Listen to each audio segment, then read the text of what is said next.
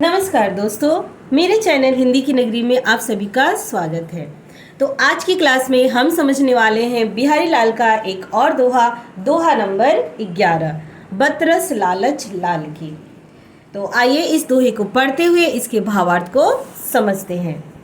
दोहा कुछ इस प्रकार है। बतरस लालच लाल की, मुरली धरी लुकाए, सौ कहे करे भौनु हंसे, दैन कहे नटी जाई।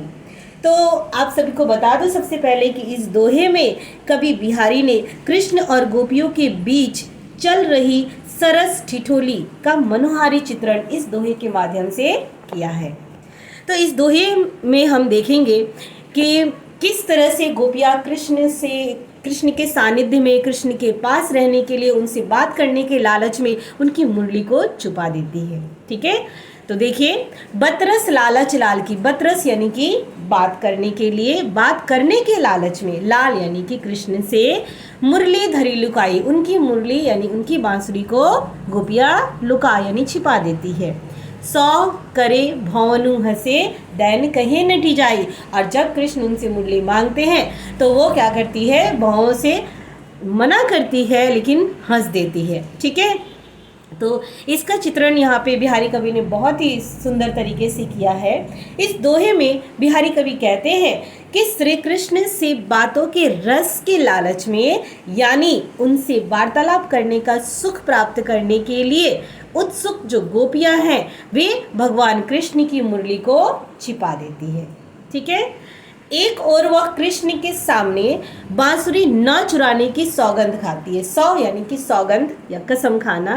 तो जब कृष्ण उनसे मुरली के बारे में पूछते हैं तो वो कसम खाते हुए कहती है, सौगंध खाती है कि नहीं, उन्होंने नहीं लिया। और दूसरी ही ओर अपने भावों में आपस में ही एक दूसरे को देखकर हंसती है और ये इससे यह संदेश देती है कि मुरली उन्हीं के पास है। ठीक है, तो परंतु जब श्री कृष्ण मुरली देने को कहते हैं, यहाँ देखिए, सौ करे भौनु हंसे, मना कर देती है, लेकिन आपस में ही भावों के माध्यम से वो क्या करती है, हंसती है और उन्हें देखकर ऐसा लगता है कि मुरली उन्होंने ही छुपाई है। और दैन कहे नटी जाई, और जब कृष्ण मुरली मांगते हैं उनसे तो वह नाट जाती है, यानी कि मना कर देती है कि मुरली उनके पास नहीं है। ठीक है, तो गोपियाँ श्री कृष्ण से ऐसा व्यवहार इसलिए करती है ताकि वो ज़्यादा से ज़्यादा समय तक प्रभु श्री कृष्ण का सानिध्य यानी कि साथ, सुख और उनकी बातों का आनंद ले सके। तो इस दोहे के माध्यम से कृष्ण ने बहुत ही सुंदर, बिहारी कवि ने बहुत ही सुंदर तरीके से कृष्ण और गोपियों के बीच जो चल रही सरस ठिठोली है उसका बहुत ही मनोहारी चित्रण किया है। तो आशा करती हूँ कि आप सभी को इस दोहे का भावार्थ अच्छी तरह से समझ आया होगा। तो मेरे चैनल को लाइक और सब्सक्राइब अवश्य कीजिएगा। मिलते हैं अगले वीडियो में। धन्यवाद।